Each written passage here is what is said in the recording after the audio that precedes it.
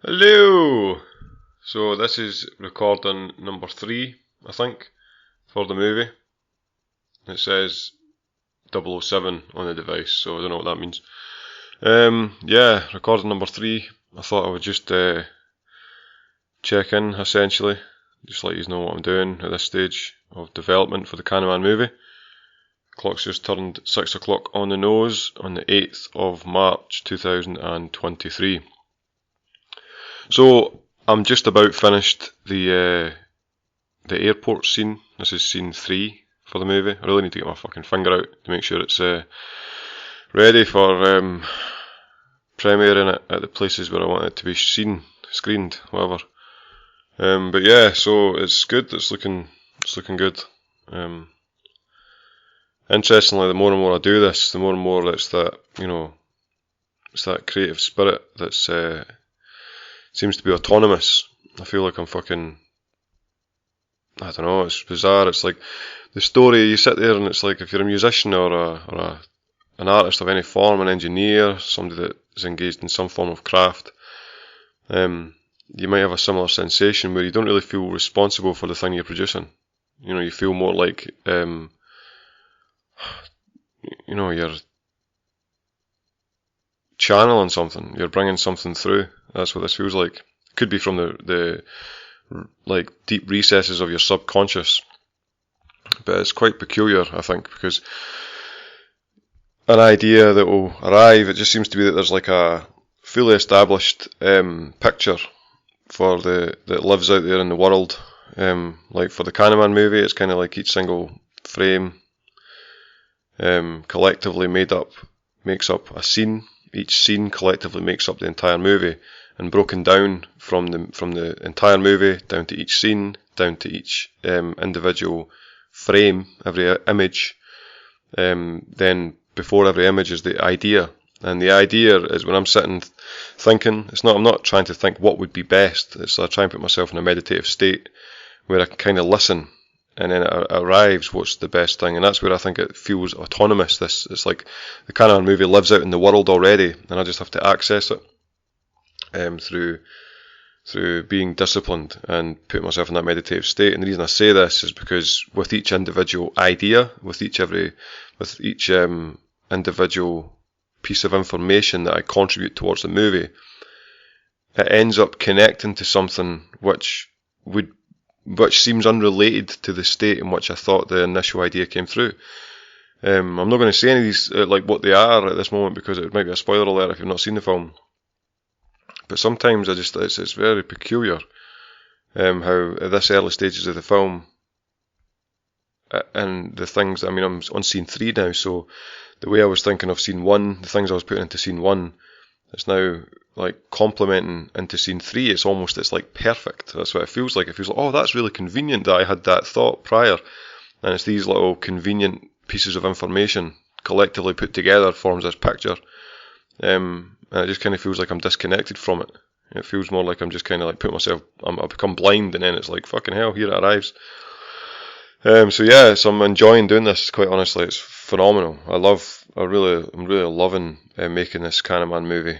I can't actually, ironically, considering I'm doing a fucking voice thing here, but I can't really put into words how fucking awesome it is to be able to do something of this magnitude. I mean, let's say I've been working on this properly since about October last year, maybe the beginning of November, but October probably. Having the thoughts of it in September, started putting storyboards together in October and started drawing it in November, and then the first scene was compilated and produced by December, the end of December, and then the next scene 2, was the end of January, and now it's the beginning of March, so I'm kind of dragging my feet a bit. Really should have had scene 3 done a couple of weeks ago, but life gets in the way. It really does. But again, that's all part of it. One of the things that's also interesting, because I'd said before on a couple of the podcasts that I've been on, is that this is the first masterwork that I've produced. So everything that I've done prior, all the books, all the CANNAMAN books, and then all the books I've done for my sons, Fat Guy and Zippy books, these are all available on Amazon. The books I was doing initially for my sons, at CANNAMAN TV, the channel, the cartoon, the comic, all these different things, wasn't even in my periphery at that time. It wasn't even, it was the central idea. This is going back to 2016, 2015. 8 years ago, 9 years ago now. I wasn't thinking, CANNAMAN wasn't a thing. It was just all the cartoon. I was just drawing independent cartoons. It was just little single frame, like individual picture cartoons with jokes, things that you can all find in actually Only Joking Part 1 and 2. All those cartoons that you can find in Only Joking Part 1 and 2, the books on Amazon, are the cartoons I was doing at the time in 2014, 15 and 16. Now, the reason why that's important is that I was doing them not knowing that it was completely related and linked to what I'm doing now. And what I mean by that is that was the initial stages of me learning the craft. That's what this was. That was fine-tuning the instruments, learning what to do and what not to do, developing the ability to form humour, and which is not generic, but certainly general enough to attempt to be funny to a wide audience of people. And it's not fucking easy to do that kind of thing. And by no means is it even nearly, like, let's say I'm still very much at the early stages of the craft, but the reason I'm saying this is that doing those books, 2014, 15 and 16, each single one of the books each consequential book was an improvement on the one that came before it. So that was intentional. So the very first book I did was something like 15 pages. The very first books I did was 7 books, which were A4 sheets of paper. I folded them in half. It was from my oldest son. Folded them in half. The A4 sheets of paper. Didn't even use pen. It was all pencil, and I coloured it by hand. But just like grey pencil that you get at school, and just coloured it with pencil. A4 sheets of paper. Folded them in half and put a fucking hair clip to keep the books together in the centre of them. And I made 7 of them over the course of 6 months or something like that.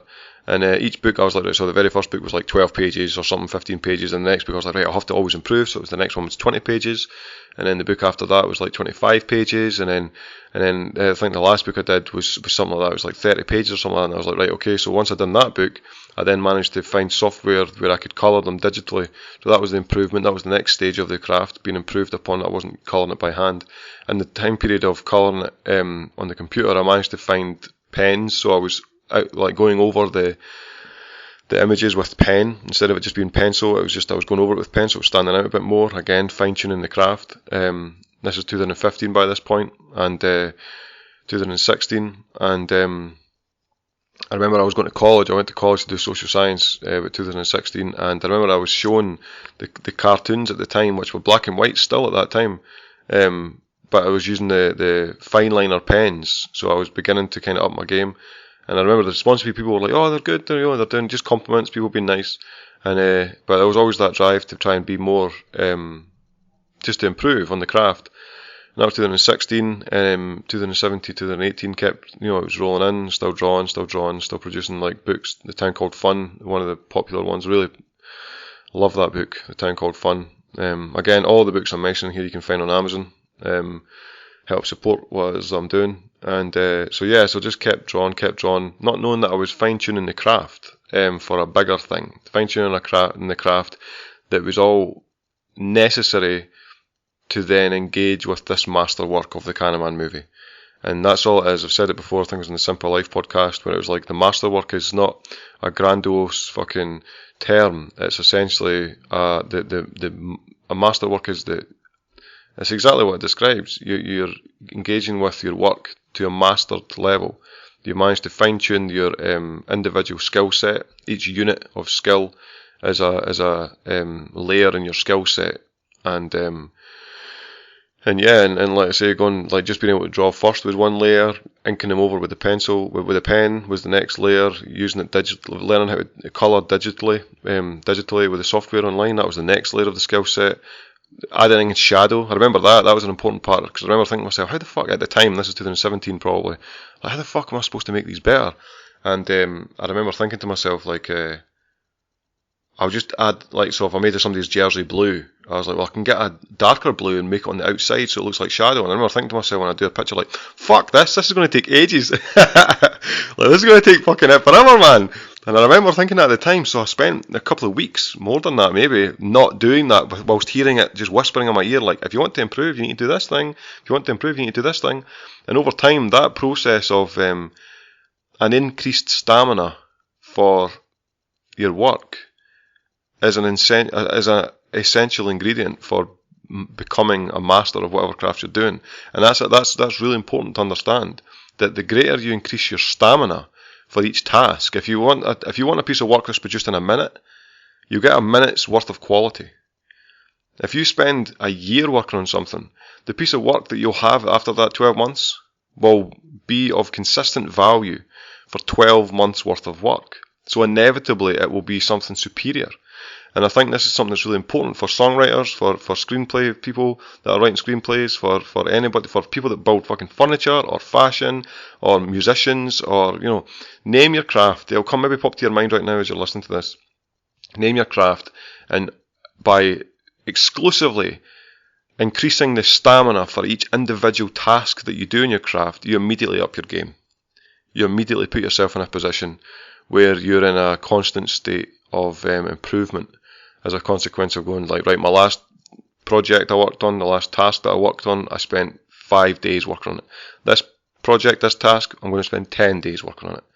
And that extra 5 days is going to make your work 5 days better. It's going to make it 10 days instead of 5 days of quality. And it sounds basic, but when you're engaged in your craft, it is substantial information to come across when you're doing it. Just to increase your craft, increase your stamina when you're engaged in your craft. That's all. And as a consequence of that, you're going to start seeing pieces of information present itself to you, because your craft will display itself to you. The more you engage with it, your craft will literally show you what it is you need to do. And your whole responsibility is to just keep a watchful eye whilst you're engaged in your craft. And your craft will literally display itself to you of what to do next.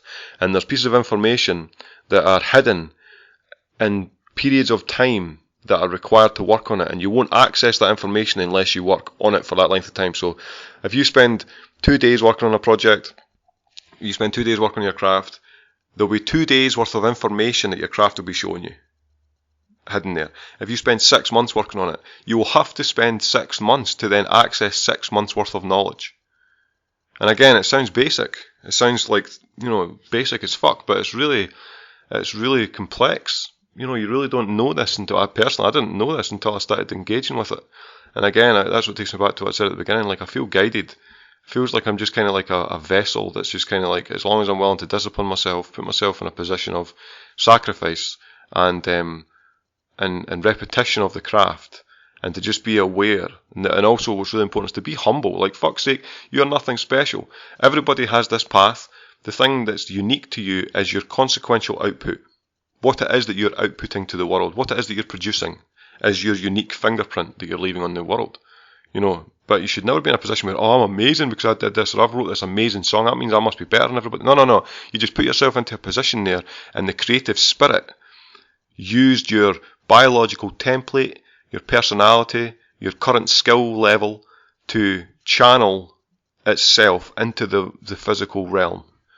And that's how I see that's how I see life, is that life is a creative spirit which is represented on the physical realm through empirical artifacts. And that's what I think is so fascinating about creativity generally, is the fact is that the creative process that humans are engaged in is the same creative process as a seed germinating and then becoming its full form. The spirit that allows a seed to transform into the fully grown tree is the same spirit that lives in the creative process. This is true. This is the real. This is real.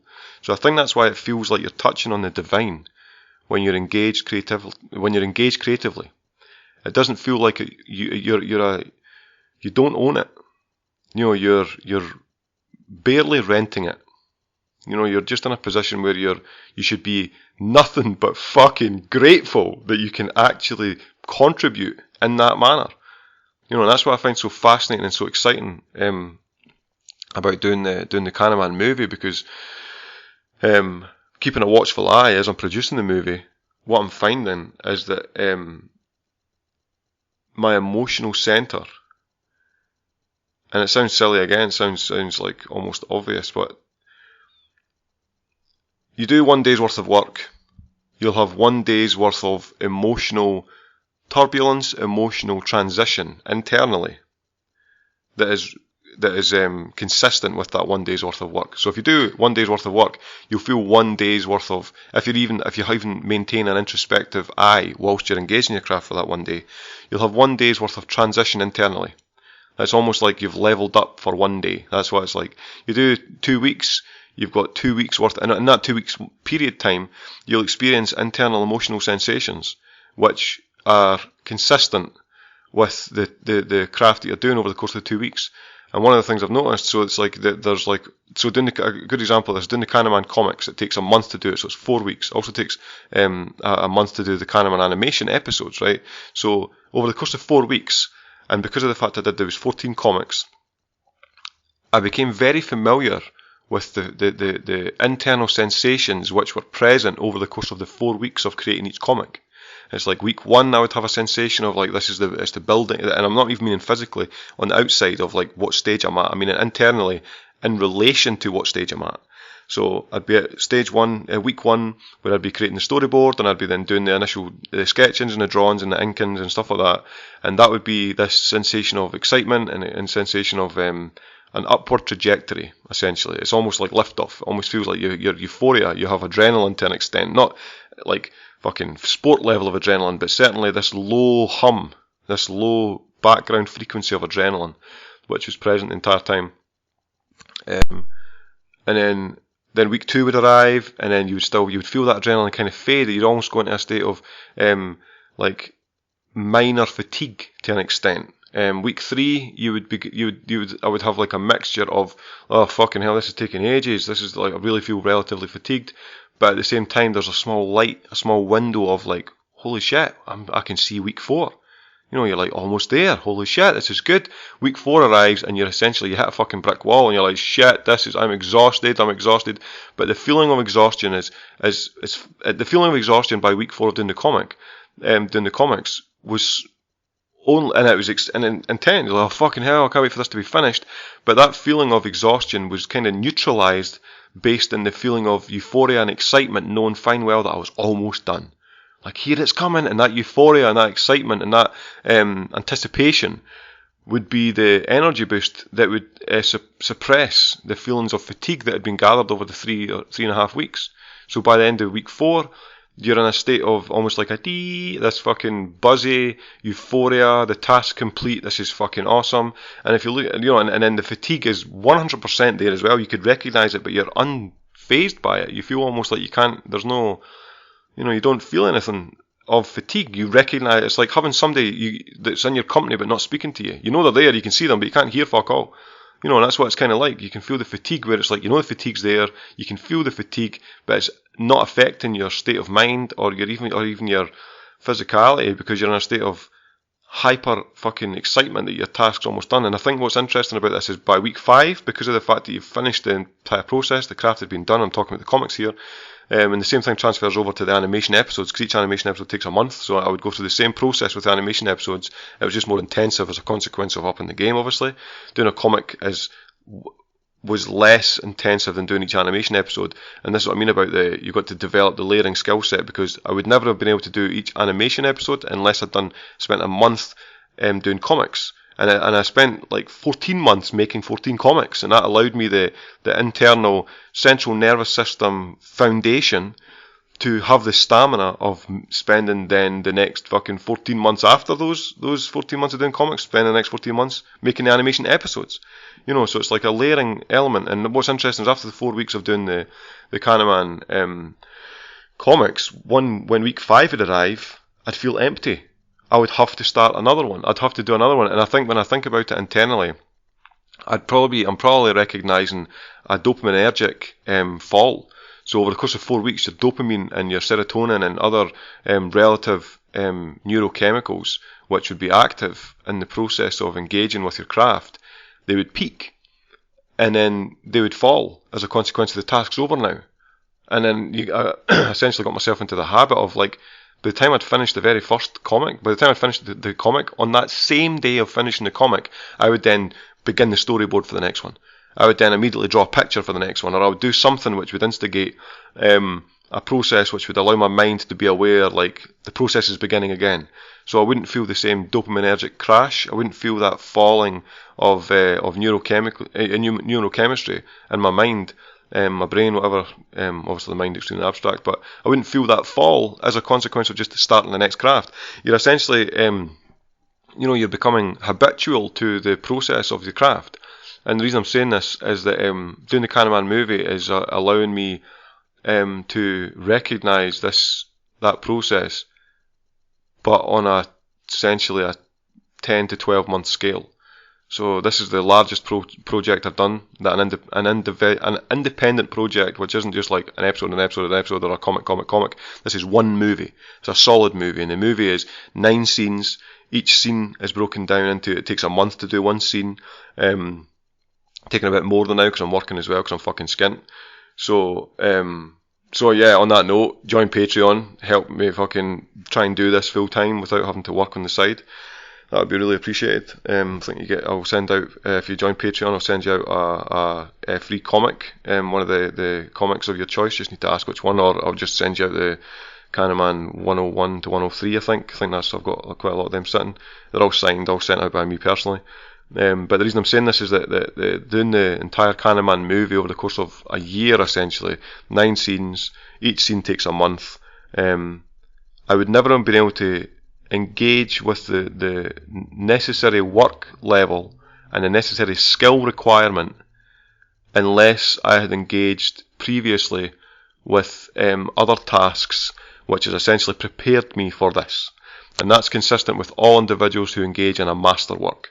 Their masterwork is the peak, is the epitome of their current skill level, and as a consequence of engaging in a masterwork, they're exceeding their skill level simply as a consequence of creating the masterwork. But on a categorical breaking down of that masterwork, what you find is individual, as a layering phenomena, which is individual skill sets which have been repeated ad nauseum, essentially, over long periods of time, to get to the point where you have essentially a neurological footprint where you could do that layering element of your craft in your fucking sleep. And then you just put one layer on top of another layer on top of another layer, and what you have is a bona fide skill set which people recognise as one unit. They have one unit of skill, and it's at this extremely high level. But analytically speaking, if you were to look at that entire skill level, it's broken down into compartments of individual layers, and those compartments of individual layers are individual skill sets which have been mastered to an extent where you are able to standardise it. You have to really standardise your skill set, and then collectively they form one unit of skill which people recognise as one unit, but as I've mentioned, it's actually a multitude of layers which are skill sets which have been standardised over long periods of time and long periods of effort and work. So yeah, I'm extremely grateful to be in this position. I'm extremely grateful to be put into a position where I'm able to sacrifice my time on something that's extremely meaningful to me. Let's say a lot of people aren't aware of this unless you know me personally, but I mean, you go back 10 years time and I was a fucking Valium addict, essentially.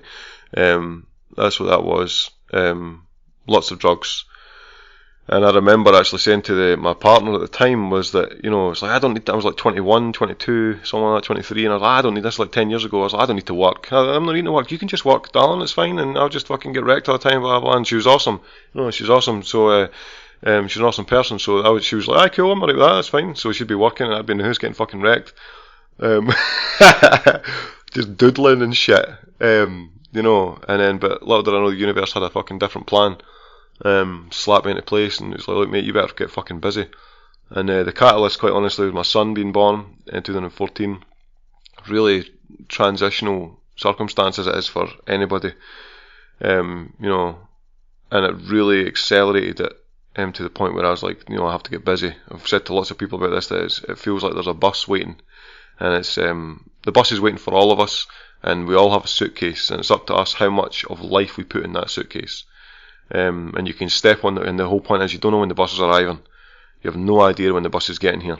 So the best thing you can do is to get ready, be prepared, and the best thing you can do is to work like fuck and fill your suitcase with as much of life as you can get your hands on, and so that when you're stepping on the bus, you feel like your journey is worth it. You know, you feel like you didn't waste your time. Because let's be honest, if you've used the metaphor that I'm following now, imagine you're going on holiday and you're running late and you didn't have enough time to pack your suitcase, and then you get on the fucking plane and you're sitting there on the plane and you look over and your suitcase is empty. The feeling you would have, oh fuck man, I've not brought anything with me, this is going to be a nightmare. That's equivalent to people that have spent their entire life in their hitting 60s and 70s and they're sitting there and there's nothing physical left on this planet that showed that they were active. You know, I think that must be a relative sensation of despair if you acknowledge it. And I think that's why so many people don't acknowledge it as important, because if you acknowledge that of like leaving something here as important, then you've also got to be aware that it's like, if you don't do it, that's fucking sore. You're like, shit man, I really should have done something with my time. And again, there's a good quote when it says, you know, it's like people that don't have a strong sense of meaning in their life tend to distract themselves with pleasure. And I think that's really important, because, you know, that's true. Think how many people are like, oh, I'll just play the computer tonight, or I'll just fucking do this or do that. And I'm not meaning don't have switch off time or recreational time. What I'm meaning is every person listening to this has something unique to contribute to the world that only you can contribute. It's only you that can contribute it, because your life experience, your biology, your personality, and your ability all form together to produce something that only you can produce. Nobody else can produce it. Like, you might be a musician and then your neighbour might be a musician, but each single one of you will produce something that's unique to yourselves if you're true to your craft. And that's really important. You've got to be true to your craft, because when you're true to your craft, you're not forcing it. You're in a position where you're accessing it. You know, people that produce things that are relatively generic, they're not in alignment with the creative. You know, you're not in alignment with the creative spirit that's whispering in your ear. I think that's why very often people that are true artists and then they become corporatized, they lose their sense of meaning in their craft, because the corporatized element of your craft inhibits your ability to hear the creative spirit. You know, you've got a deadline for your corporate craft, and you've got like fucking certain requirements for your corporate craft, and we can't put in this because it might offend some people, and you have to put this in because we need this to conform with what we're offering, the brand, and blah blah blah. All these different things are not in alignment with the creative spirit. The creative spirit is organic. It lives in spite of you. It was here before you, and it'll be here after you. And the creative spirit is that I said before, it's the same creative spirit that has produced the fucking rainforests. It's the same creative spirit that makes fucking planets align and shit. You know, that's true. It really is. And it's, you know, it's just a very magical existence we're in. And I think very often tragedy clouds the ability to see it. You know, and it's unfortunate that that's the case. Because life is beautiful. Life is a magical journey that we as human beings are extremely fortunate to be engaged in. And no matter how dire your circumstances, no matter how challenging, how difficult, there's always something you can contribute to elevate yourself from it. Always. And you know, I say this with full knowledge of the depth of tragedy that lives in this world. You know, I really do. But nevertheless, you can elevate yourself, even incremental steps, even the most insignificant movement upwards, the most insignificant movement towards the light will make you all the brighter than you were 2 minutes ago when you were in the darkness. And it's the creative endeavour, it's the creative spirit that elevates you from the pain and relative nihilism that is very accessible in this world. So yeah, I thought I'd just chime in. This is like fucking half an hour long. So yeah, beginning of March, we're rattling in to the end of scene 3, airport scene, 6 more scenes left. Extremely grateful to be able to do this. Really can't wait for it to be done, at the same time as I don't want it to be done. You know, it's bizarre. It's a really bizarre feeling, because I know that when the movie's over, then the creative process for the movie is also over, and that's what's really interesting. And I said this to my partner years ago, was that there's a very cool dynamic that's important to understand with your craft. Is that so there's almost like a tripartite thing where there's like you have the idea or the channeling of the idea, you have the production of the idea, and then you have the conclusion or the completion of your idea. Now, what's important is that the magic doesn't live in the idea, and the magic doesn't live in the completion of the idea. The magic lives in the making and the creation of the idea. The magic lives in the process. It's the process where the magic is. And it's the same thing, it's the journey in life that's important. It's not where you started or your intention at the beginning or how you ended and how it went. It's the journey where all the important elements of the craft of your travels lives. It really is. So although it's very easy to get clouded down, because I feel it often, fatigue sets in and daily difficulty and the grind of life and all these different things, and I find myself looking at it like, oh, for fuck, I've still got so much to do, this feeling, I've still got so much to do, but I always try and humble myself, try and put myself into a perspective of like, shut the fuck up, it's like, yeah, you've still got so much to do, but would you rather have this amount to do, or would you rather it be over? And I would rather have more to do. I'd rather be able to do more, and to make it as best as I can, and let's say, the movie is, I'm really looking forward to it being completed to watch it, because again it lives out in the world already. I'm just accessing it through meditative states and through repetition of the craft, but it lives out there in its totality. So the CANNAMAN movie is already in the world. I'm just the one that brings it here. I'm just the one that allows other people to see it, and the only way I can do that is by fucking putting myself in a position of meditation, repetition of the craft, and these necessary states of mind which allow me to access it. And as a consequence of that, it'll be a movie that will be completely produced, and when it's over, people clapping and shit, oh, well done, you've done a really good job, and the whole time I'm thinking, I don't even own this fucking thing, man. I was given it. That's what it's like. Somebody gave me the creative spirit fucking gave me this movie, so I could allow others to see it. That's what it's like. Oh, that's really what it's like. But yeah, thanks for listening. Let's say if you're able to join Patreon, it'd be extremely helpful. The starving artist is not a myth.